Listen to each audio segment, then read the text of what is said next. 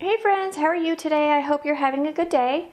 Today we are going to be making a cute cloud that's raining down on an umbrella. So let's get started. The first thing we're going to do is actually make our umbrella. So an umbrella is an upside down U, kind of slanted a little bit to the side.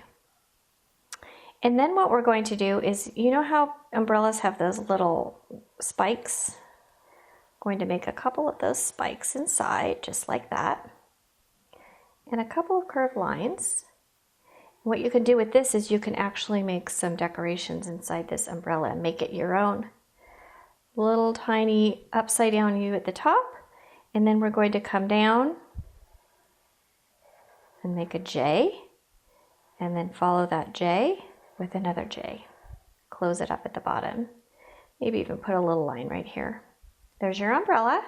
Now let's make the cute cloud up here.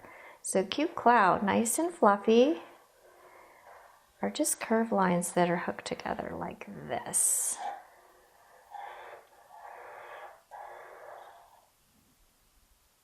If you'd like to show rain, they're just basically little drops. Look like this, almost like teardrops. Put those down as far as you like. And sometimes I like to put a little face on my cloud.